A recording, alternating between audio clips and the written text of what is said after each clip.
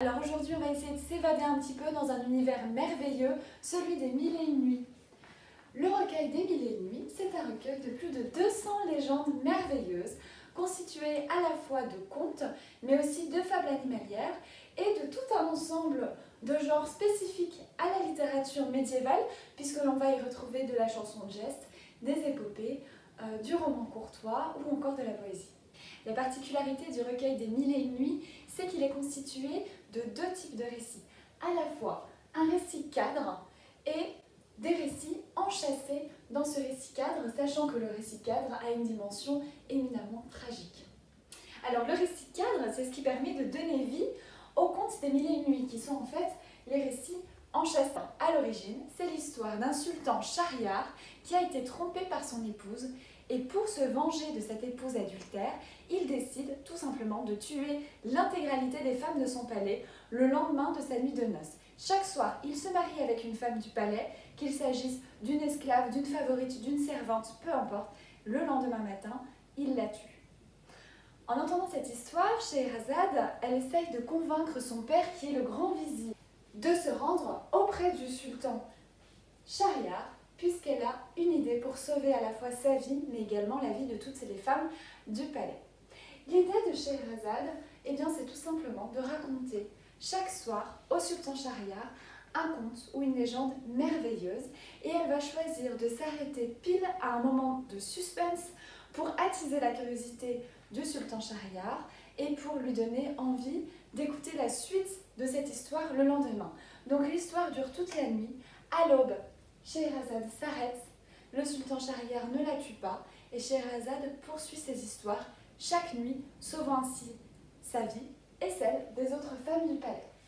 Au bout de 1000 nuits, eh bien 1000 contes et légendes ont été racontés. À la 1001 nuit, Scheherazade est devenue l'épouse du sultan Shahriar et a eu des enfants avec lui. Les récits enchâssés, eh bien, ce sont tout simplement les histoires racontées par Scheherazade qui s'arrêtent à l'aube et qui reprennent chaque nuit.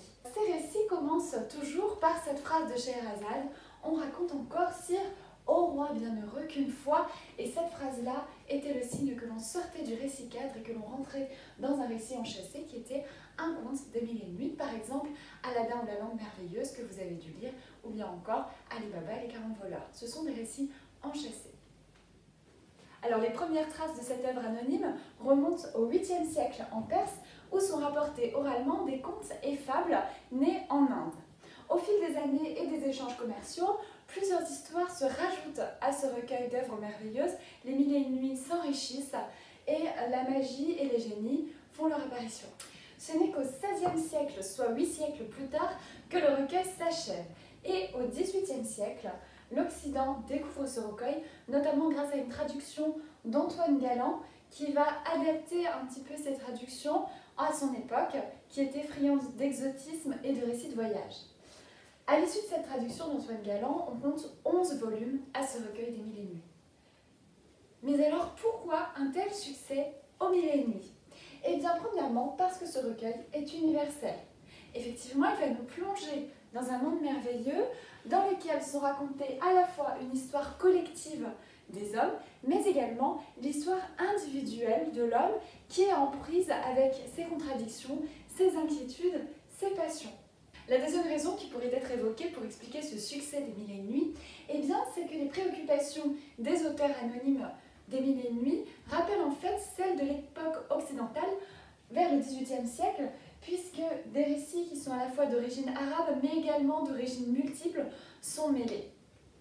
Il va y être question aussi de cohabitation entre chrétiens et juifs, d'affrontements entre les byzantins et les francs au temps des croisades. Donc ces préoccupations se rejoignent et vont expliquer le succès universel des Mille et une nuits. Enfin, l'ensemble de ces récits enchâssés comprend de nombreuses références à l'Empire musulman. Depuis le XVIIe siècle, il faut savoir qu'il y a des relations politiques privilégiées entre la France et l'Empire ottoman. Ce qui va expliquer le goût des élites françaises pour la culture orientale et donc le succès des Mille et une nuits.